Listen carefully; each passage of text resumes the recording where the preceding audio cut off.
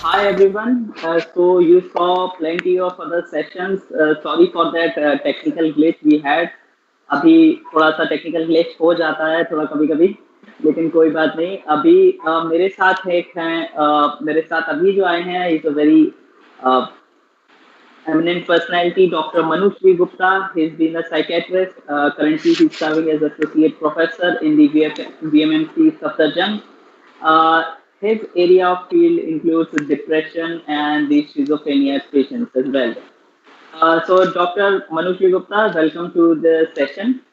So, Dr. Gupta, आप जिस तरीके से हम लोग ये पैंडेमिक से डील कर रहे हैं, तो सबसे बड़ी जो एक चीज आई है अभी हमने देखा जिस तरीके से सुशांत सिंह राजपूत की डेथ हुई है, लेकिन उससे पहले भी ये चीज काफी ज्यादा एक लाइमलाइट में थी। एक चीज जो काफी कॉमन होती जा रही थी वो थी स्ट्रेस, वो था डिप्रेशन। सुशांत की डेथ ने उसको काफी ज्यादा प्रोनाउंस कर दिया। अब आपसे मैं जानना चाहता हूँ कि कितना और क्या इफेक्ट पड़ रहा है और कोविड से ही क्यों पड़ रहा है? क्या ये सिर्फ लॉकडाउन की वजह से है या और भी कुछ रीजंस हो रहे हैं? क्या बाहर की कंडीशन देख के इफेक्ट पड़ रहा है या सिर्फ घर में बैठे बैठे इफेक्ट पड़ रहा है? नमस्कार आपके व्यूअर्स को मेरा बहुत प्यार भरा नमस्कार। Thank you for having me on the show. और जैसा कि आपने पूछा, कोविड और दो अलग अलग मुद्दों के बारे में बात कर रहे हैं हम लोग, सुशांत सिंह राजपूत के सुसाइड और कोविड पैंडेमिक जो जिससे पूरी दुनिया झेल रही है। देखिए, जो ये इमोशन हम आजकल झेल रहे हैं, सारी दुनिया झेल रही है इंक्लूडिंग मी।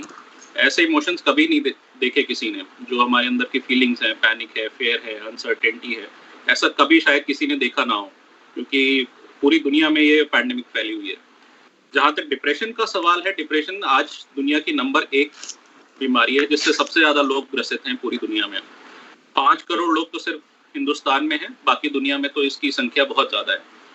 डिप्रेशन एक ऐसी बीमारी है कि वो आपको क्योंकि पब्लिक इमेजिनेशन में इसलिए नहीं आती क्योंकि इससे डायरेक्ट कोई मोर्टेलिटी या डेथ का खतरा नहीं होता, तो इंसान इतने ही सीरियसली नहीं लेता। पर जितना अफेक्ट डिप्रेशन करता है हमारी लाइफ को, शायद ही और कोई बीमारी करती है। और इस स्ट्रेस के माहौल में, खासतौर इस पैंडेमिक के माहौल में, डिप्रेशन, एंजाइटी और दूसरे जो सब्सटेंस एडिक्शन है, ये सब चीज़ें बढ़ गई हैं आजकल। ये देखा गया है सारे एक्सपर्ट्स के द्वारा। जहाँ तक सुशांत सिंह राजपूत की सुसाइड की बात है, देखिए अभी क्योंकि तथ्य सामने आ रहे हैं कि वो किस तरह के परेशानियों से, स्ट्रेस से या मानसिक रोगों से जूझ रहे थे, तो उसके बारे में कहना अभी उचित नहीं होगा क्योंकि हमें अभी पूरे फैक्ट्स नहीं पता है। पर मैं आपको एक बहुत इम्पोर्टेंट फैक्ट बताना चाहूँगा कि 15 से 29 साल की आयु के बीच में आज भारत में सबसे पहला नंबर 1 किलर कौन है? सुसाइड। ये शायद हम में से बहुत लोग नहीं जानते होंगे, पर 15 से 29 साल, जो कि एक बहुत ही प्रोडक्टिव और एक बहुत ही उमंग भरी एज ग्रुप है, इसमें सबसे ज्यादा लोग अगर किसी कारण से अपनी जान गंवाते हैं वो है सुसाइड। और आपके प्रश्न अगर और कुछ हो तो मैं बताना चाहूँगा। जी डॉक्टर, आपने इस तरीके से देखा काफी कुछ आपके पास पेशेंट्स आए हुए। क्या अब जैसे जिस तरीके से ये है कोरोना के उसमें काफी जैसे हमने देखा डॉक्टर ज्योति हम लोगों को बता रही थी कि अब टेली कंसल्टेशन काफी एक न्यू नॉर्मल बन गया है। तो क्या स्ट्रेस में आप पेशेंट्स का डिप्रेशन लेवल, एक जो उनका स्ट्रेस लेवल है, वो अच्छी तरह से गॉज कर पाते हैं while you are tele consulting some of your patients? तो क्या आपको लगता है कि फिजिकल या वर्चुअल उसमें कुछ डिफरेंस आ रहा है गॉज करने में उनका स्ट्रेस लेवल, या आप कुछ दिक्कत नहीं है? देखिए, बहुत अच्छा प्रश्न आपने पूछा क्योंकि आजकल हर जगह टेलीमेडिसिन की चर्चा हो रही है। सरकार द्वारा भी गाइडलाइंस लाई गई हैं, तो अब जो चिकित्सक हैं, जो फिजिशियंस हैं, उनको टेलीमेडिसिन से जो पहले झिझक थी वो अब दूर हो रही है। टेलीमेडिसिन एक बहुत ही अच्छा वेपन है हमारे हाथ में, या टूल है हमारे हाथ में, क्योंकि इंडिया में हर जगह डॉक्टर्स की उपलब्धि नहीं हो पाती है, या अच्छे डॉक्टर्स या अच्छे हॉस्पिटल्स नहीं होते हैं, स्पेशली सुदूर एरिया में या रूरल एरिया में। तो टेलीमेडिसिन एक बहुत ही अच्छा टूल है। इसको तो मैं काफ़ी अडॉप्ट भी कर चुका हूँ पिछले 2 महीनों में। मेरे काफ़ी कंसल्टेशन और जो पेशेंट के फॉलोअप हैं वो टेली कंसल्टेशन से होते हैं। बट इसमें एक थोड़ा सा कॉशन की ज़रूरत है। जैसे आपने बहुत अच्छे से ये पॉइंट उठाया कि क्या आप पूरी तरह से गेज कर पाते हैं कि डिप्रेशन में क्या है और क्या उसके स्ट्रेस हैं। देखिए, जब तक पर्सनल कांटेक्ट नहीं होता है तब तक ये सब चीजें जानना मुश्किल है। पर एक बहुत बड़े गैप को टेलीमेडिसिन आज एड्रेस कर रही है, तो उसके लिए हमें वाकई सरकार का धन्यवाद देना चाहिए कि बिल्कुल सही टाइम पे उसने टेलीमेडिसिन की गाइडलाइंस जारी करी और जो मेडिकल कम्युनिटी में एक झिझक थी इसको यूज करने की, वो दूर हो रही है। तो डॉक्टर, आपने कुछ ना कुछ कहीं ना कहीं आपने कोई ऐसा एक्सपीरियंस किया होगा कि जहाँ पर आप शायद कुछ एग्जांपल दे पाएं, जो आपके सामने कोई केस आया हो स्ट्रेस लेवल का, ऐसा कुछ अभी इन 3 महीनों के कोविड को लेके? जी हाँ, स्ट्रेस तो आजकल सबको बिल्डअप हो रहा है, लेकिन कुछ केसेस होते हैं। मैं नहीं कहना चाहूंगा, देखिए स्ट्रेस एक अलग चीज। आप उससे पहले मैं आपसे एक चीज पूछना चाहूँगा, आप व्यूवर्स को इस तरह का चीज एक्सप्लेन करें जो आजकल एक बहुत कॉमन नॉर्म हो गया है। आपका मोबाइल नहीं चल रहा है, आपका मोबाइल ब्रेक हो गया है, तो लोग कह देते हैं कि हाँ भाई मैं बहुत डिप्रेस्ड हूँ, मेरा मोबाइल ब्रेक हो गया है, कि या मेरी मुझको सुबह से शाम तक मीटिंग करनी पड़ रही है। Happens most of the time with me. तो कई बार लोग कह देते हैं मैं बहुत डिप्रेस्ड हो गया हूँ। तो शायद लोगों को ये समझने की जरूरत है, स्ट्रेस और डिप्रेशन में डिफरेंस है और लोग ये समझ नहीं पा रहे हैं। तो अगर आप अच्छा होगा अगर आप उसको इलेबोरेट करके समझाएं। जी, देखिए बहुत ही आपका रेलेवेंट क्वेश्चन है, क्योंकि बहुत सारे लोग हम डिप्रेशन को एक आम भाषा की तरह यूज करते हैं कि आपकी नौकरी चली गई या आपकी नौकरी पे कोई खतरा है या आपके पैसे का कोई नुकसान हो गया या फिर आप जैसे बताया मेरा मोबाइल नहीं चल रहा तो मैं डिप्रेस हो गया। डिप्रेशन एक बायोलॉजिकल बीमारी है, ठीक है। जैसा कि हम समझते हैं डायबिटीज या ब्लड प्रेशर की बीमारी या लिवर की बीमारी, वैसे ही डिप्रेशन एक बीमारी है। जो आप जिस तरह की बातें कर रहे हैं कि जो हम चीजों से रिएक्ट करते हैं या अपनी परिस्थितियों को रिएक्ट करते हैं, वो डिप्रेशन नहीं होता। वो एक सैडनेस होता है, वो आपकी मनोदशा होती है उस टाइम की, उस दिन की हो सकती है या उस टाइम की हो सकती है। बट डिप्रेशन ऐसी बीमारी है जो कि लंबी चलती है, 2 हफ्ते से या 3 हफ्ते से ज्यादा अगर आपको ये लगातार सिम्टम्स आ रहे हैं और आपकी रोजमर्रा की फंक्शनिंग में अफेक्ट कर रही है, जैसे कि आप जाते हैं, ऑफिस जाते हैं, अपना काम करते हैं घर से, आप इन सब चीजों से आपका मन हट गया, आप ऑफिस जाने का मन नहीं करता आपका, या अपने परिवार से आपका बात करने का मन नहीं करता काफी दिनों तक। आपको जो चीजें पहले अच्छी लगती थी, जैसे फॉर एग्जांपल आप न्यूज देखते थे या न्यूज़पेपर पढ़ते थे या वॉक के लिए जाते थे या रनिंग के लिए जाते थे, इन सब चीजों से आपका मन हट गया है और आप डिप्रेशन की विकट स्थिति इस तरह से पैदा हो जाती है कि आपको जो फ्यूचर है, आपका जो भविष्य है, वो बिल्कुल अंधकार सा दिखने लगता है। आपको कोई उम्मीद नहीं रह जाती, आपकी उम्मीदें कम हो जाती है कि मैं इससे कभी बाहर निकल पाऊंगा कि नहीं। तो इसको समझना बहुत जरूरी है कि डिप्रेशन एक बीमारी है जो कि लंबी अगर चले, 2 हफ्ते या 3 हफ्ते से ज्यादा चले, अगर आपको इस तरह के लक्षण हो तो जरूर अपने डॉक्टर से मिलें, क्योंकि ये आम सैडनेस नहीं है या आम उदासीनता नहीं है जो कि हम रोजमर्रा की जिंदगी में देखते हैं। डॉक्टर, और इससे रिलेटेड कुछ चीजें हैं, जैसे लोग कह देते हैं बहुत, अगर मैं बात करूं खास तौर से इंडिया की, मुझे लगता है शायद इंडिया में इसको काफी अंडरमाइन किया जा सकता है, हो सकता है ग्लोबल लेवल पे, लेकिन बिकॉज मैंने काफी कुछ लोगों को एक्सपीरियंस किया है व्हाइल आई वाज वर्किंग, तो मैंने काफी कुछ देखा है। लोग ना सिर्फ डिप्रेशन और स्ट्रेस को मतलब गलत समझते हैं, इंटरचेंज कर देते हैं, बल्कि वो डिप्रेस जो पर्सन होता है उसको लेके काफी हद तक अरे नहीं ये चीज सही हो जाएगी और this will get over, you shouldn't do this and you shouldn't do that. आपका क्या मानना है, किस तरीके से डिप्रेस पेशेंट को, जो जिसको डिप्रेशन एक्चुअली में जिसको क्लिनिकल डिप्रेशन है, उसको किस तरीके से उसके आसपास वाले लोग हैंडल करें? देखिए बहुत ही संवेदनशील बात है ये कि आप कैसे एक डिप्रेशन वाले जिसको एक डिप्रेशन है, जिस व्यक्ति को, उससे कैसे आप बात करें। हम कई बार अपनी एंथुजियाज्म में या लैक ऑफ नॉलेज में कई बार ऐसी बातें कह जाते हैं जो कि उसको, उस व्यक्ति को ज्यादा नुकसान करती है। फॉर एग्जाम्पल सबसे ज्यादा जो यूज होता है शब्द वो होता है विल पावर। अपनी विल पावर को स्ट्रॉन्ग करो, ये तो कुछ भी नहीं है, तुम इतनी सी प्रॉब्लम से ऐसा थोड़ी ना होता है कि डिप्रेशन हो जाए। आप सुन पा रहे हैं मुझे?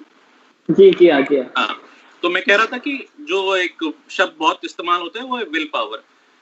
अगर हम दूसरी बीमारियों की तरह डिप्रेशन को भी ट्रीट करें जितना सीरियसली हम दूसरी बीमारियों को लेते हैं, जैसे कि अगर किसी का फ्रैक्चर हो जाता है पैर में, जी या फिर किसी को डायबिटीज हो जाती है या फिर किसी को किसी तरह का बुखार हो जाता है तो हम डॉक्टर के पास जाते हैं।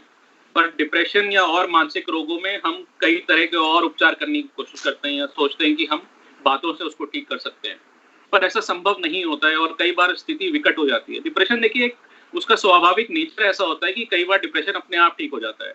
वो अपना कोर्स लेता है 3 महीने 6 महीने का और अपने आप इम्प्रूव करने लगता है। तो आप किसी और तरीके से, आप योगा से, मेडिटेशन से, किसी और दवाई से उसको ठीक नहीं कर सकते। अब योगा और मेडिटेशन सपोर्टिव थेरेपी जरूर हो सकती है कि आप प्रिवेंट कर सकते हैं या आप ट्रीटमेंट की ऐड ऑन कर सकते हैं उसमें कि वो जल्दी ठीक हो जाए इंसान, पर उससे कोई उपचार की पद्धति नहीं है योगा और मेडिटेशन। तो ये बात ध्यान में रखनी है कि हम कोशिश ना करें उसको ठीक करने की, जैसे हम और बीमारियों को देखते हैं डिप्रेशन को देखें। तो डॉक्टर किस तरीके से हम लोग उसको अप्रोच कैसे करें? कोई डिप्रेस्ड है, actually one of my friend he actually was depressed sometimes ago, like 2.5 years ago. She was that depressed that वो अपने आप को मारना चाहती है एक्चुअली। तो उस समय में actually I used to talk to her, और मतलब मैंने उसको काफी बात की और उसको काफी हद तक उसकी बातें सुनी। तो आपको क्या लगता है किस तरीके से उसके आसपास के लोगों को, ऐसे तो छोड़ नहीं सकते किसी को, नहीं बिल्कुल किस तरीके से लोगों को अप्रोच करना चाहिए? देखिए ये कहना तो बिल्कुल सही नहीं है, नहीं देखो सब सही हो जाएगा या तुम ये दवा लो। तो किस तरीके से हमको अप्रोच करना चाहिए उनको जिससे वो कुछ अच्छा फील करें? देखिए सबसे जरूरी है आपका प्रेजेंस। अगर आप सुनने वाले हैं, सुनने के काबिल हैं कि आप उसको सिर्फ सुन सकते हैं, अगर आपका प्रेजेंस ही, आप उसको पता है दूसरे व्यक्ति को कि आप हमेशा उसके लिए हैं, अगर वो कुछ भी बात करना चाहे आपके लिए या आपसे कोई सपोर्ट लेना चाहे तो आपका प्रेजेंस ही काफी है। कई बार हम सुनते नहीं है पर पहले एडवाइस देने लगते हैं। सुनना एक बहुत इंपॉर्टेंट स्किल है। जैसे कि आपने कहा कि मैं अपनी फ्रेंड से कई बार बातें करता था और सपोर्ट करता था उसको, वो एक बहुत अच्छी बात है। सबसे पहला इंपॉर्टेंट स्किल है कि सुनना। दूसरा स्किल है कि जो वो अपनी प्रॉब्लम्स बता रही है उस पर जजमेंटल ना होना। ठीक है, कि अगर वो कह रही है कि देखो मेरा पेपर अच्छा नहीं हुआ, मैं शायद फेल हो जाऊं या जीवन में कुछ और कर नहीं पाऊंगी, तो आपको जजमेंटल नहीं होना दोनों तरफ से। आपको ये भी नहीं कहना कि हाँ तुम सही कह रही हो, तुम्हारे पेपर, अब तो तुम डॉक्टर नहीं बन पाओगी या अब तो तुम इंजीनियर नहीं बन पाओगी या IAS नहीं बन पाओगी। आपको उस एक छोटे से पीरियड के लिए उसको जजमेंटल नहीं होना है। दूसरा, आपको फॉल्स होप भी नहीं देनी है। आपको जैसी यथास्थिति है वैसे ही बताना है। आपको ये नहीं कहा अरे ये तो 2 दिन में ठीक हो जाएगा, तुम बहुत कुछ आगे कर सकती हो। आपको फॉल्स होप नहीं देनी है। आप बस सुनिए, आपको जजमेंटल होने की जरूरत नहीं है उस टाइम कि आप बहुत जल्दी एडवाइस देने लगे या जजमेंटल हो जाए, वो उसके लिए हानिकारक होता है। जी तो डॉक्टर कुछ आपको ऐसा लगता है जैसे कई in the gestation period females का जैसे मूड स्विंग होता है या वो मूड स्विंग ज्यादातर उनका कॉमन है खासतौर से, तो क्या आपको लगता है इस तरह से इसको किस तरीके से हैंडल किया जाए? सेम थिंग है स्ट्रेस, उनका जो मूड स्विंग होता है, क्या इसको किस तरीके से हैंडल किया जाए? ये आप पर्सनल एक्सपीरियंस से पूछ रहे हैं? नहीं पर्सनल एक्सपीरियंस ऐसा कुछ नहीं है। नहीं, लेकिन हाँ मूड आपके स्विंग्स होते हैं काफी सारे लोगों का, सिर्फ फीमेल्स का नहीं है, काफी सारे एक्चुअली मेरा भी कई बार मूड स्विंग होता है और समझ में भी नहीं आता है। लाइटर नोट मैंने ये टिप्पणी करी थी, पर आपके देखिए व्यूअर्स बहुत सारे फीमेल्स भी होंगे, तो ये हमारा जेंडर बायस है कि फीमेल्स में मूड स्विंग्स होते हैं, ऐसा नहीं मेरा मैं खुद अपना बता रहा हूँ, मेरा हाँ पर्सनल काफी रहा है, क्योंकि कई बार ऐसा होता है कि there is nothing to worry और उसके बाद भी अचानक से मूड स्विंग हो जाता है, कुछ समझ में नहीं आता है कि क्या चल रहा है और अचानक से आपका मूड बिगड़ता जाता है और एक ये कैस्केडिंग इफेक्ट होता है, अचानक से होता चला जाता है। किस तरीके से होता है और कैसे हम उसको डील करें? आपने एक बहुत इंपॉर्टेंट की वर्ड यूज किया, कैस्केडिंग इफेक्ट। जी मूड स्विंग हम सबको होता है, मुझको भी होता है, साइकियाट्रिस्ट हूँ, इसका मतलब ये नहीं कि मैंने कोई अपने आप को एक उस लेवल पे पहुंचा लिया कि मूड स्विंग नहीं होता, ऐसा नहीं है। मूड स्विंग सबको होते हैं, स्वाभाविक है और होने भी चाहिए। ठीक है, अगर नहीं होंगे तो फिर हम एक जीवंत एक ह्यूमन रहेंगे ही नहीं। तो पर ये मूड स्विंग्स को मिनिमल रखिए, इनके ऊपर रिएक्ट ना करें। ठीक है, अगर आपका मूड खराब है तो उसके बाद घर जाके अपने बीवी बच्चों से लड़ाई ना करें या उन पे चिड़चिड़ाए ना। ठीक है, आपका मूड खराब है तो आप चुपचाप जाके अपनी किताब पढ़ने कोले में या चुपचाप सो जाएं जाके। ठीक है, पर उसका जो आप कैस्केडिंग इफेक्ट जैसा आपने कहा ना, एक के बाद एक सिचुएशन बनती जाती है जो कि स्थिति को और बिगाड़ देती है और आपका मूड और खराब होता चला जाता है। तो उससे अच्छा है कि एक मैं आपको मूल मंत्र देना चाहूंगा यहाँ पे, स्टिलनेस इज द की। मैंने कई किताब में पढ़ा था, stillness is the key. Stillness मतलब यथास्थिति। आप कोई अच्छी बात हो तो बहुत ज्यादा खुश भी ना हो, बहुत ज्यादा जरूरत से ज्यादा खुशी भी हानिकारक है, और जरूरत से ज्यादा दुख भी। तो आपका रिएक्शन जो होता है बड़ा मेजर्ड होना चाहिए।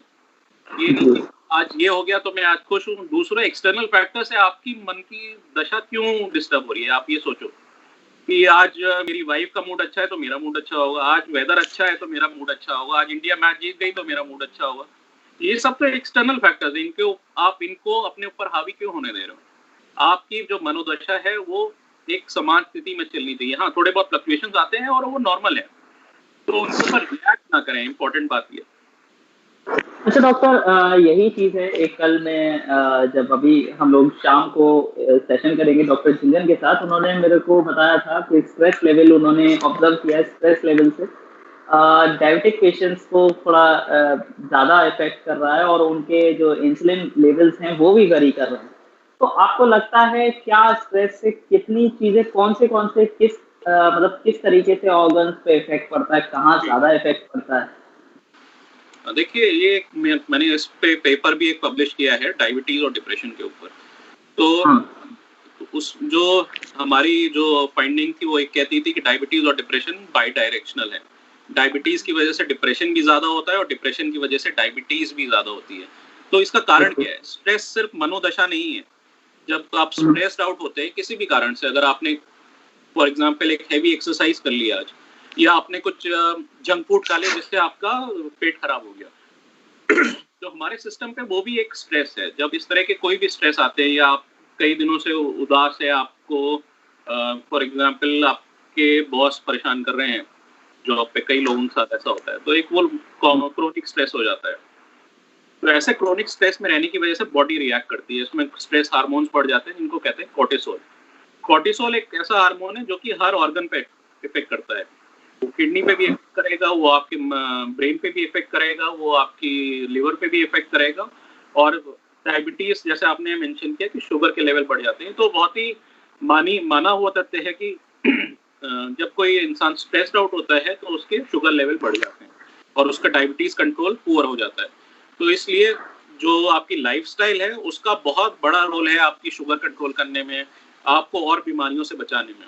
आपने शायद ये नोटिस किया होगा, जब आप स्ट्रेस्ड आउट होते हैं तो आपको सर्दी जुकाम ज्यादा हो जाता है, आप फीवर, आपको इन्फेक्शन जल्दी हो जाते हैं। तो ये हमारी बॉडी इंटरकनेक्टेड, हमारा माइंड और बॉडी अलग अलग नहीं है। माइंड बॉडी को कंट्रोल करता है और बॉडी माइंड को कंट्रोल करती है। अच्छा डॉक्टर, अब कुछ चीज ऐसी है, ये खास तौर पे मेरे पास एक पर्सनल क्वेश्चन आया। आज सुबह ही मेरे पास एक मैसेज के थ्रू एक पर्सनल क्वेश्चन आया। When I told someone that ये साइकेट्रिक सेशन भी होगा, तो उसमें एक मेरे पास क्वेश्चन आया, क्या अल्कोहल लेवल एलिवेट करता है डिप्रेशन? या लोग कई बार इस तरीके से अल्कोहल कंज्यूम करते हैं कि भाई डिप्रेशन हो रहा है, स्ट्रेस, वही चीज इंटरचेंज कर देते हैं स्ट्रेस और डिप्रेशन को, कि भाई बहुत स्ट्रेस हो रहा है कि I should go for drinking. और मुझे आज तक समझ में नहीं आया उनका क्या वो रहता है, लेकिन क्या मुझे शायद लगता है कि शायद एलिवेशन और होता है डिप्रेशन में या स्ट्रेस लेवल में। आपको क्या लगता है अल्कोहल से क्या इफेक्ट पड़ता है? देखिए, अल्कोहल के इफेक्ट बॉडी पे, स्ट्रेस लेवल पे, डिप्रेशन में बहुत वेल नोन है। सैकड़ों स्टडीज हो चुकी हैं कि अल्कोहल का दिमाग पे क्या असर पड़ता है। अगर आप अल्कोहल नहीं लेते हैं तो स्ट्रेस कम करने के लिए शुरू मत करिए, ठीक है, पहली बात। दूसरी बात यह है, अगर आप अल्कोहल लेते हैं तो उसकी मात्रा को सीमित कर दीजिए। 2 ड्रिंक्स पर डे, 3 दिन हफ्ते में, इससे ज्यादा अल्कोहल रिकमेंड किसी भी हाल में नहीं। जैसे कि पहला पॉइंट मैंने बहुत इंपॉर्टेंटली कहा कि अगर आप अल्कोहल नहीं लेते तो शुरू मत करिए किसी के भी कहने पे कि ये ले लो आपका स्ट्रेस लेवल कम हो जाएगा या आप रिलीफ फील करोगे। बिल्कुल नहीं। जहां आपने शुरू करी है उसके बाद आपका कंट्रोल छूट जाता है। तो अल्कोहल एक सीएनएस डिप्रेसेंट है, मतलब ब्रेन के जो फंक्शन होते हैं उसको ये डिप्रेस कर देता है। तो जो हमारे एंजाइटीज होती हैं, जो हमारे मन में विचार चल रहे होते हैं, वो जरूर थोड़ी देर के लिए कम हो जाते हैं। पर जब अल्कोहल का इफेक्ट निकलता है अगले दिन या 2 दिन बाद, तो ये सब चीजें बहुत वापस रिबाउंड होती हैं, रिबाउंड फिनोमेना होता है। तो आपकी जो परेशानियां हैं वो 2 गुना 3 गुना होके वापस आती हैं। और अल्कोहल की मात्रा आपके कंट्रोल में नहीं रहती, क्योंकि अल्कोहलिज्म एक बीमारी है, मानसिक रोग है। ये कोई आदत की बात नहीं है सिर्फ, या कोई इंसान खराब नहीं होता जो अल्कोहल लेता है, ये बीमारी है।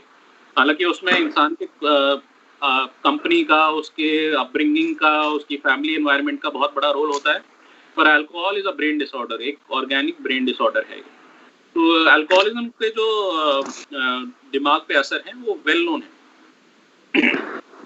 डॉक्टर, एक काफी चीज है आजकल। अब ये जैसे मैंने आपको कहा, ये कोरोना की वजह से काफी प्रोनाउंस हो गया है डिप्रेशन और stress level. But the thing is, most of the time Indian parents और maybe the global parents, they tend to avoid or they tend to overlook the depression their child might have been going through. कई बार parents कह देते हैं, अरे ये तो बच्चा है यार, 10 साल को, इसको क्या डिप्रेशन होगा। और समटाइम्स यही चीज होती है कि इसको क्या स्ट्रेस है, हम लोग इसको खिलौने दे रहे हैं, हम लोग इसको खाने को दे रहे हैं, घुमाने ले जाते हैं, इसको फिर भी स्ट्रेस है। और समथिंग लाइक दैट, या बच्चा अचानक से कुछ बिहेवियर में चेंज करने लगता है तो बस इस तरह से कि बदतमीज हो गया है बाहर जाके और ऐसी चीज। तो क्या आपको लगता है कि बच्चों को का डिप्रेशन अच्छी तरह से हैंडल करने का टाइम आ गया, समझने का टाइम आ गया, और कितना जरूरी है पेरेंट्स को एजुकेट करने का इस बारे में? आज आप बाउंड्री पे बाउंड्री मार रहे हैं। जो आपके क्वेश्चंस हैं, इतने अच्छे क्वेश्चन शायद मुझे किसी भी इंटरव्यू में किसी ने नहीं पूछे, क्योंकि आप हर एस्पेक्ट को, हर इंपॉर्टेंट एस्पेक्ट को टच कर रहे हैं। एडोलेसेंट डिप्रेशन, चाइल्डहुड डिप्रेशन बिल्कुल एक वेल नोन एंटिटी है, हम उसको रिकग्नाइज नहीं करते। जैसा कि आपने कहा कि बच्चे को क्या डिप्रेशन होगा, हम खिलौने ला के देते हैं, हम जो मांगता है वो ला के देते हैं। पर जो चाइल्डहुड डिप्रेशन है बहुत कॉमन है, और इससे भी ज्यादा कॉमन है एडोलेसेंट डिप्रेशन, जो 12 से 18 साल की जो नाजुक अवस्था होती है, जब हमारा ब्रेन बहुत सारे चेंजेस से गुजर रहा होता है। अगर आपको याद है अपनी वो अवस्था, तो आप याद करेंगे ये बहुत ही कंफ्यूजिंग टाइम होता है वो हर किसी के लिए।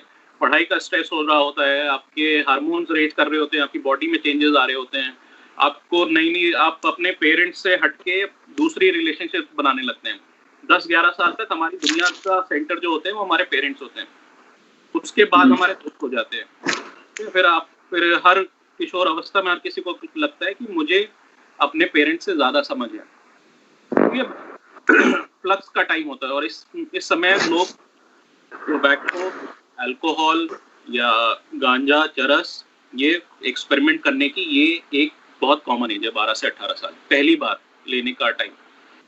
तो जैसा कि आपने कहा, डिप्रेशन बहुत ही कॉमन है, एडोलेसेंट डिप्रेशन बहुत ही कॉमन है, और पेरेंट्स को इस तरह रिकग्नाइज करना चाहिए, स्पेशली अगर आपके बच्चे में बिहेवियर में बहुत ज्यादा चेंज आया है। फॉर एग्जाम्पल, जो बच्चा अपने क्लास में पढ़ाई में अच्छा था, वो अपने आप को रेगुलेट करता था, रोज होमवर्क खत्म करके जाता था, क्लास में कभी पीछे नहीं रहा, वो बीच में रहा, एवरेज रहा या अबव एवरेज रहा या एक्सेलेंट रहा, उसके ग्रेड लिखने से गिरने लगते हैं। इसका सबसे प्रमुख कारण होता है एडोलेसेंट डिप्रेशन, इसके और कोई कारण नहीं होते हैं। पहला कारण, अगर आपके बच्चे ने पढ़ाई करना छोड़ दिया है, या खेल में बहुत रुचि रखता था, खेल में बहुत आगे था, क्रिकेट खेलता था, फुटबॉल खेलता था, उसने वो छोड़ दिया है, या अपने पेरेंट्स को अवॉइड करने लगा, उनसे बात करना अवॉइड करने लगा है, या अपने जो अच्छे फ्रेंड्स थे उनको अवॉइड करने लगा, और उसके नए नए फ्रेंड्स बनते जा रहे हैं। इस समय कंपनी भी वैसी ढूंढने लगते हैं जैसा कि उस समय दिमाग की स्टेट होती है। तो आपको ध्यान देना चाहिए कि आपके बच्चे में कहीं डिप्रेशन तो नहीं है। अगर आपके बच्चे के बिहेवियर चेंज होते हैं, आपको उसके खाने की जो रुचियां हैं, जो चीज पहले वो खाता था, पसंद करता था, वो सब छोड़ता जा रहा है और नई नई चीजें ट्राई करने लगा है, जो कि आम तरह से बच्चे नहीं करते। वो अपने कमरे में बंद रहता है या बिना बताए घर के बाहर रहता है। तो ये सारे जो है रेड फ्लैग्स हैं डिप्रेशन के। पेरेंट्स को जरूर पहचानना चाहिए, और एडोलेसेंट डिप्रेशन बहुत इंपॉर्टेंट है। अगर हम इसको ट्रीट नहीं करेंगे तो उसका जीवन पूरा इसकी संभावना बहुत है कि उसको पूरे जीवन डिप्रेशन होता रहे, और वो जो उसका पोटेंशियल है वो गेन नहीं कर पाएगा। डॉक्टर, काफी सारी चीजें और हैं, जैसे ओल्ड एज डिप्रेशन होता है। आप स्किज़ोफ्रेनिया में काफी ज्यादा स्किल रखते हैं, तो इस तरह से आप चीजें बताएं, क्या ओल्ड एज में डिप्रेशन ज्यादा हार्मफुल है as compare to the younger और in the middle set of age? क्या ओल्डर एज में ज्यादा केयर की जरूरत है? क्या कुछ इस तरह का है? देखिए जैसे कहा जाता है ना, जैसे वृद्धावस्था में वही स्थिति हो जाती है जैसे बाल अवस्था में होती है। जो हमारे वृद्ध हैं उनको केयर की जरूरत ज्यादा जरूरत होती है।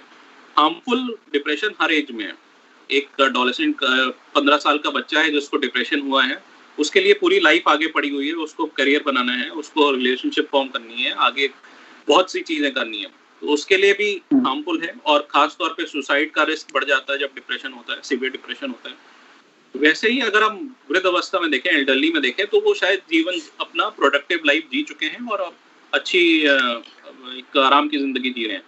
पर यहाँ पे जो हमारा परिवार का सिस्टम है, पहले जो जॉइंट फैमिली सिस्टम होता था, वो अब शहरों में तो लगभग ना के बराबर रह गया है। तो लोनलीनेस एक बहुत ही परेशान करने वाली स्थिति है बुढ़ापे में। लोनलीनेस या अकेलापन जिसे हम कहते हैं, तो इसकी वजह से डिप्रेशन का होना बहुत स्वाभाविक है। जो पश्चिम देशों से हमारे पास शोध कार्य हैं या रिसर्च पेपर हैं, वो कहते हैं कि इस समय सुसाइड का रेट सबसे हाई होता है ओल्ड एज में अगर डिप्रेशन हो जाए। हमारे ऐसा नहीं है, क्योंकि हम अभी भी एक सोसाइटी है जो कनेक्टेड है, और अमूमन तौर पे हम काफी हद तक अपने जो बुजुर्ग हैं उनका ध्यान रखते हैं। पर हाँ, लोनलीनेस से हमें बचना है। इस टाइम पे और बीमारियां भी बहुत ज्यादा हो जाती हैं, जैसे डायबिटीज है या हाइपरटेंशन है या घुटने की बीमारियां, आर्थराइटिस है। तो उस वजह से कई दवाइयां भी चल रही होती हैं बुजुर्ग को, तो उसकी वजह से, कई दवाइयों की वजह से भी डिप्रेशन होता है। तो डेफिनेटली जैसा कि यंग एज में डिप्रेशन हार्मफुल है, वैसे ही ओल्ड एज में। डॉक्टर, यही चीज है कि कुछ लोग जैसे किसी आजकल हर चीज की मार्केटिंग होती है, virtually everything is marketed in the name of something. ऐसे ही कई सारे फूड आर्टिकल्स आते हैं, कई सारी चीज बताई जाती हैं, कुछ फूड एंथुसियास्ट बताते हैं कि इससे आपका स्ट्रेस लेवल कम होता है, काफी सारे फूड बताते हैं। तो क्या कुछ ऐसे फूड होते हैं जिनसे स्ट्रेस लेवल नीचे जाता है? ये देखिए, इस तरह का कोई एक फूड नहीं होता। आपको एक बैलेंस डाइट रखनी है जिसमें आपको कार्बोहाइड्रेट, प्रोटीन, फैट भी बहुत जरूरी है, और विटामिन मिनरल्स की मात्रा जो अनुपात रिकमेंडेड है उस अनुपात में होनी चाहिए। जहाँ तक सुपर फूड्स की बात है, जो कि कई तरह मार्केट किया जाता है, या पाउडर्स होते हैं, बहुत सारे हर्बल पाउडर्स होते हैं, इनमें कोई सच्चाई नहीं है। इनका कोई भी साइंटिफिक बैकग्राउंड नहीं है कि ये खाने से ये स्ट्रेस लेवल कम हो जाएगा, ये खाने से आपको डिप्रेशन नहीं होगा। ऐसा कोई भी अभी तक पाया नहीं गया है साइंटिफिक एविडेंस बेस्ड मेडिसिन में। जो कुछ अश्वगंधा, जैसे कि मैं एक मेंशन करना चाहूँगा, आयुर्वेद में एक अश्वगंधा प्लांट है, उसका जो एक्सट्रैक्ट है वो कई स्टडीज में पाया गया है कि डिप्रेशन को ठीक करने में कारगर साबित हुआ है। बट उसका भी बहुत ही कम, बहुत ही वीक एविडेंस है। वो एक रामबाण की तरह यूज नहीं कर सकते आप। तो जो स्टेटमेंट मैं एंड में देना चाहूँगा कि आप इन सब दावों से, कोई भी जो दावा मिराकुलस क्योर किसी भी चीज़ का कर रहा हो, चाहे वो कोई भी हो, वो हमेशा उसको एक पिंच ऑफ सॉल्ट के साथ लेना चाहिए, उसको ज़रूर डाउट के साथ देखना चाहिए। क्योंकि जो मिराकल, अगर कोई भी आपको, अगर कोई बाबा भी कहता है कि ये ले लो और इससे ठीक हो जाओगे, तो उसको ज़रूर आप डाउट के या शक की नज़रों से देखें और अपना दिमाग इस्तेमाल करें। जी डॉक्टर, इतने दिनों में आपको आपके साथ जरूर कोई ना कोई ऐसा केस हुआ होगा जो आपको लगता है कि शायद ये कुछ एक्सट्रीम निकला। बाकी सारे मैंने जितने भी केसेस देखे, इसमें शायद कुछ एक्सट्रीम निकला, तो कुछ ऐसा शेयर करना चाहेंगे कोई केस? एक्सट्रीम कुछ एक हद तक आगे बढ़ता हुआ, शायद कुछ आपको लगा हो कि this was hard to handle और समथिंग लाइक दैट। बिल्कुल, ऐसे केस तो बहुत रहे हैं जीवन में। और क्योंकि जहाँ पे मैं काम करता हूँ, देश का सबसे बड़ा अस्पताल है, तो यहाँ पे तो हर जगह से केस आते हैं, पूरे भारतवर्ष से केस आते हैं, और बहुत ही रेफर होके आते हैं। तो जनरली वही केस हम देखते हैं जो कि कहीं पे पहले दिखा चुके हैं, या जो सीरियस हैं, जो ठीक नहीं हो रहे। तो कई ऐसे भी पेशेंट हैं जिनको अथक प्रयासों के बावजूद मैंने खोया भी है। उन्होंने या तो सुसाइड किया है, या उनको और दूसरे कारणों से डेथ हुई है। तो एक्सट्रीम केसेस तो बिल्कुल हमारे पास एक्सट्रीम केसेस ही आते हैं। और जो मैं खास तौर पे देखता हूँ, जिनमें पर्सनालिटी डिसऑर्डर होता है, उनको ट्रीट करना बहुत मुश्किल होता है, जिसमें एक बॉर्डरलाइन पर्सनालिटी वाले कई सारी महिलाएं आती हैं, क्योंकि अनफॉर्चुनेटली ये विमेन या फीमेल में ज़्यादा होता है बॉर्डरलाइन पर्सनालिटी।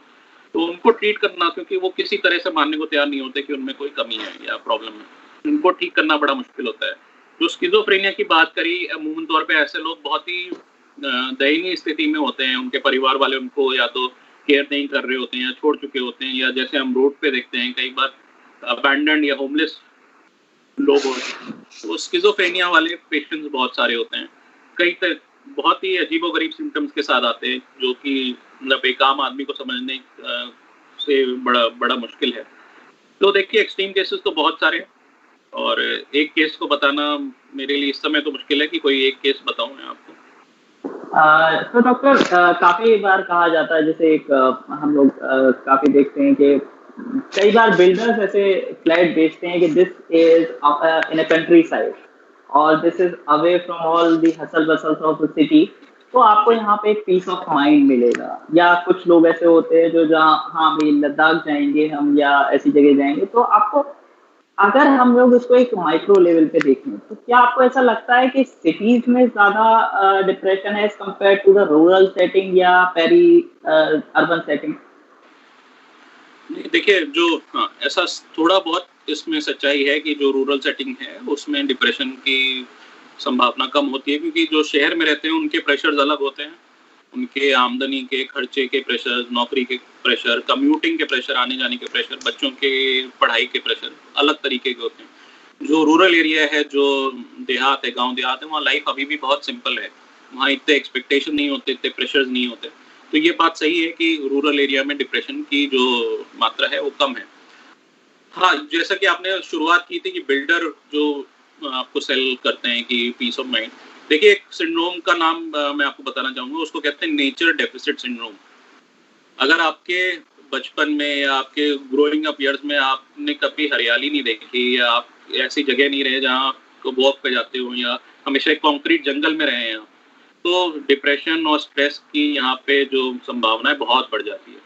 तो आपके लिए ज़रूरी है आप शहर में रहें, चाहे पीस ऑफ माइंड के लिए एक रिज़ॉर्ट में रहें, पर ज़रूरी ये है कि आपको रोज़ उठ के हरियाली ज़रूर देखनी है, नेचर के पास जाना ज़रूरी है, एक वॉकिंग आप कराइए। मैं नहीं कह रहा कि आपको 1000 कैलोरी दौड़ के, रन करके आपको जलानी है ज़रूरी, ऐसा बिल्कुल नहीं है। आप एक आधे घंटे के 20 मिनट के वॉक से ही, जब आपको सनलाइट एक्सपोज़र हो और ग्रीनरी आपको दिखे, उससे बहुत स्ट्रेस लेवल कम होता है। क्योंकि हम देखिए ना, आए तो नेचर से ही है ना, ये कंक्रीट जंगल, ये बिल्डिंग तो आर्टिफिशियल है, ये तो हमने बनाई है। ऐसा हम जो हमारी संरचना है वो ऐसी नहीं थी। तो हमें नेचर के पास ज़रूर जाना चाहिए, स्पेशली अपने बच्चों को ज़रूर ले जाइए, क्योंकि आजकल ऑनलाइन क्लासेस चल रही हैं, आईपैड हैं, मोबाइल हैं सबके पास, बच्चे बहुत ही कम बाहर जाते हैं। जैसा कि पहले जाते थे, पहले ओपन स्पेसेस भी थी, प्लेग्राउंड्स भी थे, बच्चे खेलने ज़रूर जाते थे, आजकल नहीं जा रहे हैं। तो एज़ अ पेरेंट आजकल टाइम भी है आपके पास, आप जा सकते हैं रोज़ बच्चे के साथ सुबह या शाम को आधे घंटे के लिए उसको पार्क में घुमा के लाएँ, बहुत ज़रूरी है ये। अच्छा डॉक्टर, एक चीज है जो काफी पेट लवर्स को खुश करेगी या उनको एक जवाब देगी। एक पेट थेरेपी की तरह से देखा जाता है एक पेट को रखना, खासतौर से एक एडवाइस किया जाता है कि if you have higher stress level, तो आप एक पेट रखिए, शायद आपको कुछ आराम मिलेगा। और उसी से जुड़ा मेरा एक और क्वेश्चन है कि शायद कहा जाता है कि कैट्स और खासतौर से डॉग आपके स्ट्रेस लेवल को थोड़ा बहुत पहचानने की शक्ति रखते हैं। क्या इन सब बातों में कुछ सच्चाई है? देखिए अगर आपके पास जगह है, रिसोर्सेज हैं और सपोर्ट है थोड़ा सा, तो आप पेट ज़रूर रखें। पर अगर आप खुद ही अपना खर्चा उठाने में मुश्किल आ रही है, आपको इतनी आमदनी नहीं हो रही है, या आपके पास जगह की कमी है, कमरे में आप रहते हैं, तो पेट रखना आपके लिए स्ट्रेस लेवल आपको बढ़ा देगा, क्योंकि वो पेट है और उसकी पूरी जिम्मेदारी होती है जैसे एक बच्चे की होती है। अगर ये सब चीज़ें हैं आपके पास, तो पेट रखना बहुत ही अच्छा होता है आपके लिए, क्योंकि वो पेट आपको एक विदाउट अनकंडीशनल आपको एक प्यार देता है, लव देता है, वो एक्सपेक्ट नहीं करता आपसे कुछ, जैसा कि और दूसरे लोग करते हैं, और रिलेशनशिप में आपको दूसरों के एक्सपेक्टेशंस होते हैं आपसे। तो पेट एक बहुत बड़ा स्ट्रेस बस्टर हो सकता है, एक कुत्ता या एक कई लोग बिल्ली भी पालते हैं, और दूसरे देशों में और कई तरह के जानवर पालते हैं। हमारे गाँव में गाय भैंसे हैं, वो भी एक पेट ही हैं, वो भी डोमेस्टिक एनिमल हैं। तो ज़रूर ये एक स्ट्रेस बस्टर ज़रूर साबित होता है।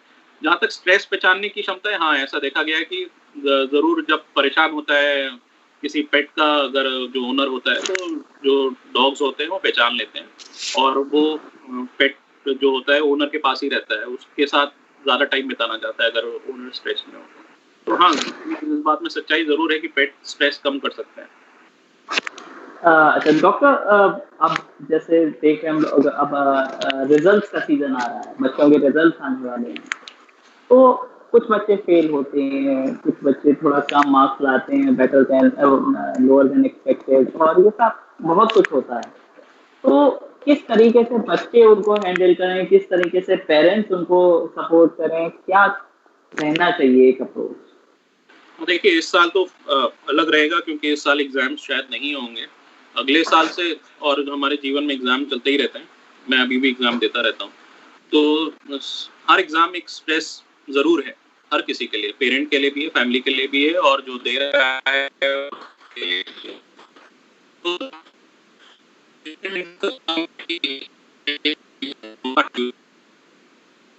करें। एक बहुत इंपॉर्टेंट बात हम करते हैं, आप दूसरे भाई बहनों से ही कंपेयर करने लगते हैं कि वो तो 14 घंटे ऐसा कैसे चलेगा, उसके इतने नंबर सेलेक्ट हो गया सिविल सर्विसेज में, तुम हो गए। तो ये बातें स्वाभाविक तौर पर निकल जाती हैं, कई बार हर उससे भी निकल जाती है, कोई बात नहीं, ठीक है। आपका काम है कि आप एक सपोर्ट फिगर की ठीक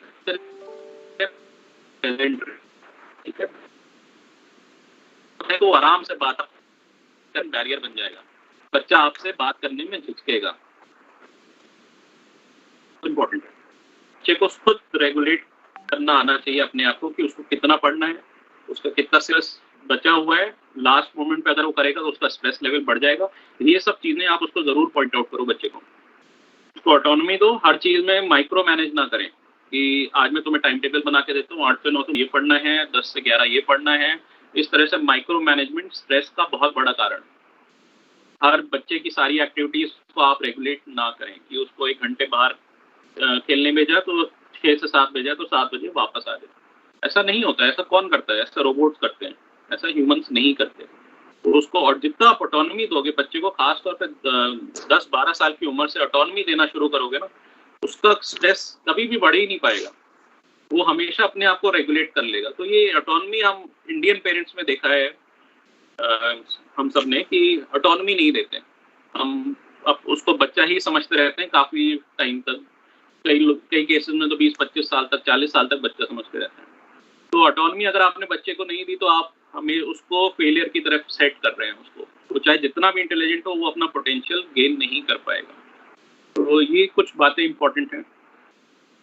डॉक्टर, एक चीज जो बहुत मुझे लगता है बहुत इम्पोर्टेंट है, अभी मेरे माइंड में आई है, मोस्टली इसके दो फोल्ड क्वेश्चन हो सकते हैं। पहली चीज तो ये होती है कि कोई पेरेंट्स हैं जो they are coming to home working whole day, घर पे आते हैं और एक स्ट्रेस लेवल होता है उनके मन में, हो सकता है वो एक डिप्रेशन से भी गुजर रहे हो, काफी टाइम हो चुका हो, बिजनेस में लॉसेस हो सकता है जो अवेटेड प्रमोशन हो, जो आपका जो अप्रेजल हो वो रुका पड़ा हो कहीं ना कहीं।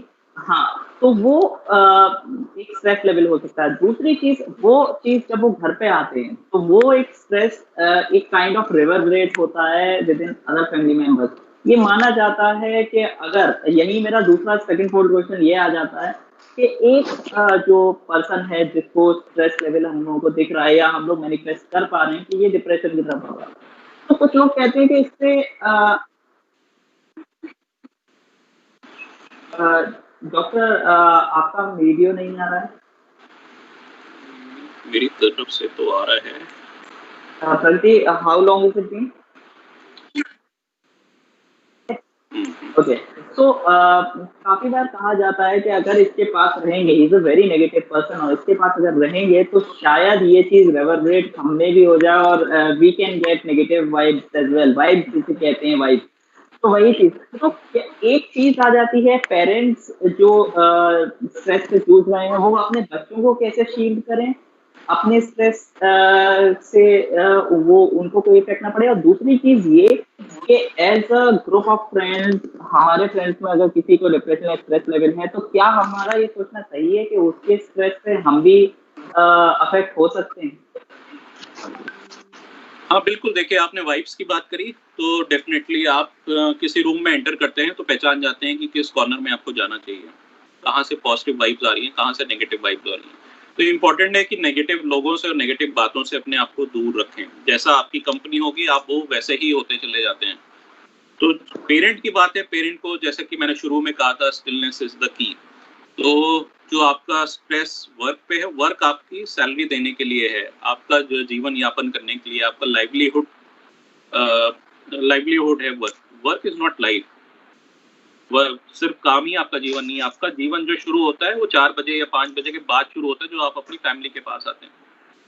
तो वहाँ पे अगर आप स्ट्रेस को लेके आएँगे तो डेफ़िनेटली वो सब पे असर करेगा। आप चिड़चिड़े होंगे, आपकी अपनी वाइफ़ से कुछ अनबन हो जाएगी, या आप ठीक से बात नहीं करेंगे, वो जाके बच्चों को डाँटेंगे, या फिर बच्चे आपको कुछ गलत कह देंगे जो जिससे आप और ज़्यादा हर्ट होंगे और शायद और चिल्लाएँ, या फिर और डिप्रेस हो जाएँ या सैड हो जाएँ। तो ये एक साइकिल है, घूमती रहेगी घर में। किसी घर में ऐसा नहीं हो सकता कि एक इंसान स्ट्रेस्ड आउट रहे और बाकी उससे अनअफेक्टेड रहे, ऐसा नहीं हो सकता। तो अगर कोई भी स्ट्रेस्ड हो, जो आपकी वाइफ़ हो, वो भी वर्क करती हों, वो भी अगर, या घर के काम इतने ज़्यादा होते हैं कि वो भी स्ट्रेस्ड आउट होती हैं, तो वो आपका जब आते हैं तो सारी पूरे दिन की सारी गाथा आपको सुनाते हैं, स्ट्रेस्ड आउट। आप वैसे ही काम से स्ट्रेस्ड होते हैं। तो ये सब चीज़ें एक-दूसरे की पूरक हैं, ये एक-दूसरे को बढ़ाते ही हैं, दूसरे को बढ़ाते रहते हैं। तो डेफ़िनेटली आप अपना स्ट्रेस काम पे ही छोड़ के आएँ। कोशिश यही करिए कि 5-6 बजे के बाद जो आपका काम है वो वहीं पे रह जाए, घर पे ना लाएँ। आजकल की दुनिया में वर्क फ्रॉम होम बहुत ज़्यादा हो गया है। कई लोग इसे कहते हैं कि बहुत अच्छी बात है, पर मैं कहता हूँ कि एक बहुत ही हानिकारक बहुत खराब बात। चीज़ चीज़ साबित होगी लॉन्ग टर्म में, क्योंकि आप जब वर्क फ्रॉम होम कर रहे हो तो आप डबल काम कर रहे हैं। आपको घर के एनवायरनमेंट का भी स्ट्रेस होता है, और काम का स्ट्रेस तो है ही, ऑफिस सेटिंग और कर उसका दिया। कोई टाइम नहीं है। आपको पूरे 6-7 घंटे, 8 घंटे कंप्यूटर के आगे बैठना भी एक बहुत बड़ा स्ट्रेस है। कई लोग फ़ील करते हैं कि ऑफ़िस जाके उनका स्ट्रेस कम हो जाता है, क्योंकि वो कुछ बातें करते हैं, अपने दोस्तों से मिलते हैं, कुछ और हँसी-मज़ाक करते हैं, उससे स्ट्रेस लेवल कम हो जाता है। तो ये साइकिल को ब्रेक करना पड़ेगा हमें, और ब्रेक करने की जो रिस्पॉन्सिबिलिटी होती है वो पेरेंट्स के ऊपर ही होती है, क्योंकि वो शायद मैच्योर ज़्यादा होते हैं, तो वो ब्रेक कर सकते हैं। तो डेफ़िनेटली ये स्ट्रेस घर पे मत लाएँ, नहीं तो ये आपका जीवन की क्वालिटी जो है वो खराब करेगा। अच्छा डॉक्टर, काफ़ी सारी चीज़ें ऐसी होती हैं, जैसे कभी अगर मेरे को स्ट्रेस लेवल थोड़ा ज़्यादा ऐसा फ़ील होता है, तो कई बार I plug in to my music, first thing. Second thing, I go driving, solo driving, single driving, शायद 1 घंटे के लिए मैं अपनी कार लेके कहीं चला जाता हूँ, आई गो फॉर ड्राइविंग। तो क्या ये मेरे को साइकोलॉजिकल लगता है कि हाँ, इससे कुछ फ़ायदा है, या सही में कुछ चीज़ हो जाती है कि आपको कुछ चीज़ें करने से आपका थोड़ा स्ट्रेस लेवल गिरता है, या कुछ ऐसा? म्यूज़िक ख़ास तौर से लोग जानना चाहेंगे कि म्यूज़िक कितना हेल्प करता है? नहीं, म्यूज़िक बहुत हेल्पफुल है, मैं भी यूज़ करता हूँ म्यूज़िक को, और ये सब जो चीज़ें हैं, ये सब हमारी कोपिंग स्किल्स में आती हैं। हम हुँ, किस तरह से स्ट्रेस को कोप करते हैं, वो हर किसी का अपना कस्टमाइज़ सॉल्यूशन होता है। जैसे कि आपका म्यूज़िक होता है, ड्राइविंग होता है, कोई कोई जो नेटफ्लिक्स देखने लगता है, कोई मूवी देखने लगता है, कोई बाहर वॉक के लिए चला जाता है, कोई कुछ खाने लगता है, कई लोग शॉपिंग करने चले जाते हैं जब स्ट्रेस्ड आउट होते हैं। शॉपिंग थेरेपी, रिटेल थेरेपी कहते हैं उसको। तो हर हर किसी का अपना कस्टमाइज़ सॉल्यूशन होता है, और डेफ़िनेटली ये चीज़ें हेल्प करती हैं, क्योंकि आपका माइंड किसी और चीज़ में ऑक्यूपाई हो जाता है। आप उस जो स्ट्रेस वाले थॉट्स हैं, जो रिपीटेड थॉट्स हमें एक शॉर्ट सर्किट की तरह आते रहते हैं, उससे हमें ब्रेक मिल जाता है। तो डेफ़िनेटली अपना वो कोपिंग स्किल इम्प्रूव करिए, कि आप जब परेशान हो तो आपको क्या करना चाहिए, किस चीज़ से आपको मदद मिलती है। हो सकता है आपका कोई बहुत अच्छा दोस्त है जिससे बात करने पे मदद मिलती है। कुकिंग एक बहुत बढ़िया कोपिंग स्किल है। अगर आप कुकिंग करते हैं, तो कुकिंग एक तरह का मेडिटेशन होता है, क्योंकि आप अपने आप में इन्वॉल्व होते हैं और वो इंग्रीडिएंट्स में इन्वॉल्व होते हैं। तो कुकिंग एक बहुत बढ़िया कोपिंग स्किल है। म्यूज़िक है, स्पोर्ट्स है। आप, और जो अगर कोई भी चीज़ आपको नहीं समझ में आ रही, तो चुपचाप से आप घर के बाहर जाइए और आधे घंटे वॉक करके आइए। वॉकिंग और ब्रेन का एक बहुत ही गहरा संबंध पाया गया है। अभी एक रीसेंट आर्टिकल मैंने पढ़ा है, जो कि शायद 20 साल की स्टडी के बाद ये रिज़ल्ट आया है। जब हम चलते हैं तो हमारा ब्रेन का जो स्ट्रेस के हार्मोन्स हैं वो कम हो जाते हैं, और हमारे ब्रेन के सर्किट्स और स्ट्रॉन्ग होने लगते हैं। कई बार हमने देखा है कि जब हम चल रहे होते हैं अकेले, तो हमें एकदम से सॉल्यूशन सूझ जाता है, जो जो चीज़ हमें परेशान कर रही होती है। हुँ, अगर हम हुँ, अपने हुँ। आप को थोड़ा-सा टाइम दें ना, तो हमें हर चीज़ का सॉल्यूशन मिल जाता है।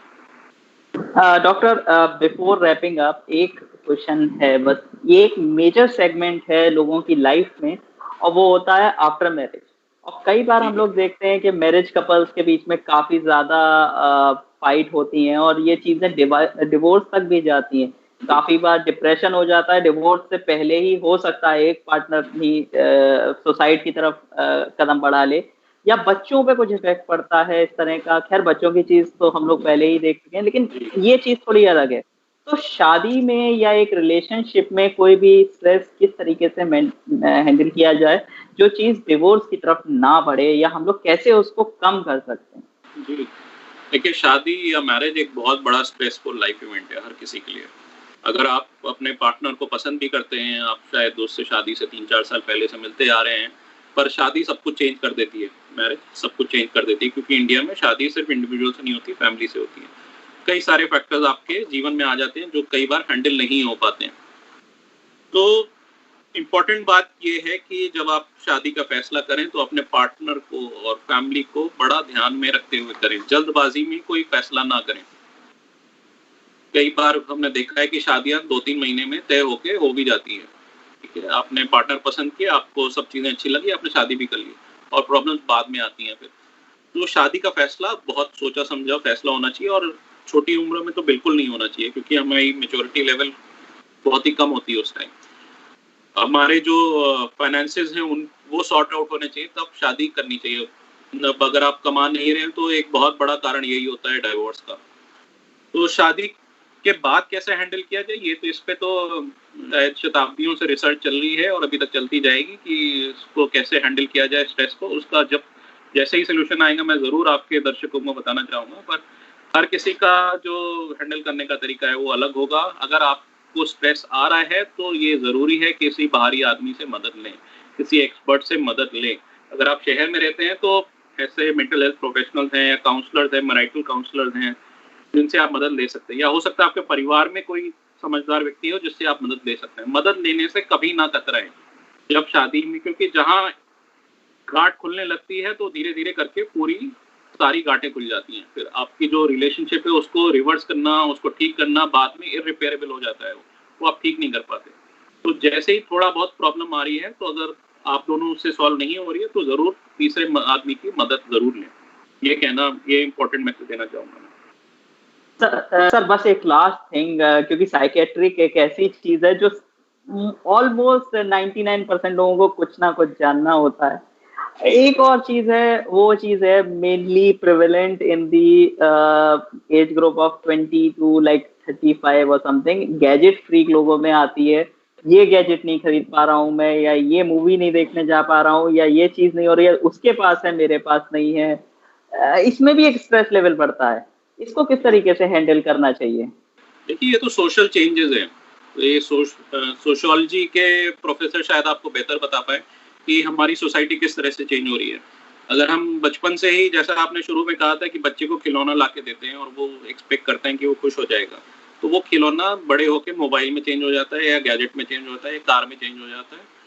तो ये चीज़ें आपको खुशी, क्षणिक भर की खुशी तो ज़रूर दे सकती है। आपने खुद एक्सपीरियंस किया होगा। हम कई बार सोचते हैं कि अगर मुझे ये चीज़ मिल जाए, मुझे आईफोन मिल जाए लेटेस्ट, तो मैं खुश हो जाऊंगा, मेरी लाइफ सॉर्टेड हो जाएगी, या मैं बहुत पॉपुलर हो जाऊंगा अपने स्कूल या कॉलेज में, ऑफिस में, या मैं घर बना लूँ एक, तो मेरी लाइफ सेट हो जाएगी, क्योंकि जो परिवार है या सोसाइटी है मुझे शायद और अच्छी निगाहों से देखे कि अरे वाह ये तो सक्सेसफुल है। पर ऐसा होता नहीं है, क्योंकि वो घर बनने के बाद आपने जितनी एक्सपेक्टेशन रखी थी उससे खुशी की, वो आपको मिलती नहीं है।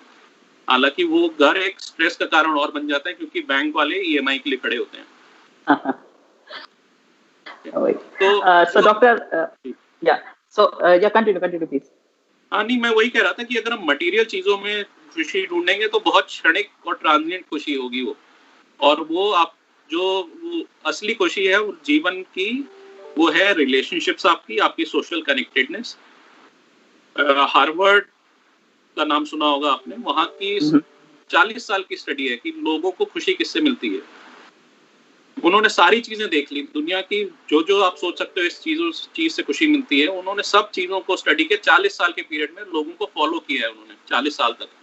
उन्होंने देखा at the end of 40 years कोई भी इनकम, कोई भी एजुकेशन, कोई भी आपकी मटेरियल वेल्थ, आपका घर, आपकी गाड़ी, आपका बंगला आपको खुशी नहीं देती है। सिर्फ एक फैक्टर उनको मिला 40 साल के बाद, वो होती है रिलेशनशिप्स। आपकी रिलेशनशिप कैसी हैं, आपके परिवार के साथ, आप परिवार के बाहर वाले सर्कल के साथ कैसी हैं। ये नहीं कह रहा मैं कि आपके 20 फ्रेंड्स होने चाहिए या 50 फ्रेंड्स होने चाहिए, उससे खुशी कभी नहीं मिल सकती। पर आपके जो 4-6 जो अच्छे रिलेशनशिप्स हैं, उनको आपने कैसे मेंटेन रखा है। तो हम उसी से हैप्पीनेस, जो ट्रू हैप्पीनेस है, वो हैप्पीनेस स्टडी, उसका नाम है, आप देखिएगा हार्वर्ड की, तो ट्रू हैप्पीनेस जो है वो रिलेशनशिप से मिलती है। तो आप किस तरह के इंसान हैं, उसी से ही आपको खुशी मिलेगी। आईफोन के मॉडल से आपको खुशी नहीं मिलने वाली। सो डॉक्टर, अब हम रैप अप करते हैं। जाते जाते आप हमारे व्यूवर्स को कुछ कहना चाहेंगे, कुछ बताना चाहेंगे, अपनी तरफ से कुछ टिप्स देना चाहेंगे? यानी टिप्स बहुत सारी मैंने दी भी हैं, और प्लीज आपके व्यूवर्स से ये मेरा खास वो है, रिक्वेस्ट है कि इन चीज़ों को आप सीरियसली लें। मेंटल हेल्थ के बिना कोई हेल्थ नहीं हो सकती। आप फिजिकल हेल्थ पे तो ध्यान देते हैं, पर मेंटल हेल्थ पे ध्यान देना शुरू करें। अपनी फैमिली में, अपने फ्रेंड्स में ये जरूर देखें, किसी को परेशानी तो उसको मदद जरूर करें। हाँ, ये बहुत जरूरी है, अपने आसपास देखना जरूरी है जी, अलर्ट रहें। और आजकल जो कोरोना का टाइम चल रहा है, इसमें सब स्ट्रेस्ड आउट हैं, और पर इससे हम निकलेंगे बाहर। ये कोई 100 मीटर की रेस नहीं है, ये एक मैराथन है जो कि हमें पूरे साल दौड़नी है। ये साल तो चलेगा ही चलेगा ये। तो इस समय अपने आप को ठंडा रखें। इस समय घर पे सारे लोग हैं, तो झगड़े होने की ज़्यादा संभावना होती है।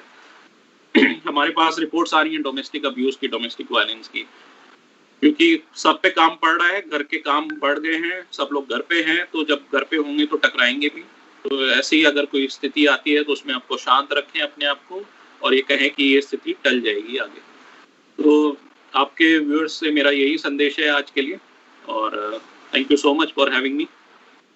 Thank you doctor, thank you very much. आपने शायद काफ़ी कुछ आंसर किया है, और बेसिकली बहुत स्पॉन्टेनियस क्वेश्चंस थे जो भी मेरे को समझ में आए, लेकिन आई थिंक व्यूवर्स आपके लिए सारे क्वेश्चन शायद आंसर हुए हैं, और शायद आपको इससे ज़्यादा डिटेल नहीं मिलेगा।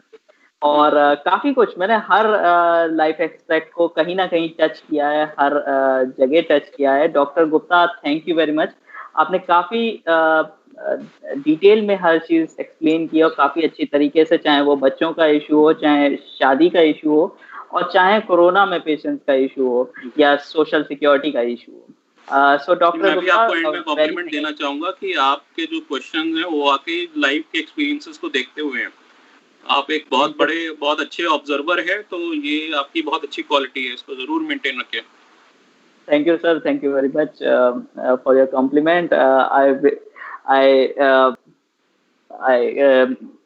Like return it back to you sir. आपने काफी कुछ अच्छा कैरी ऑन किया, काफी अच्छी तरीके से हमको काफी सारी चीजों में गाइड किया, बताया।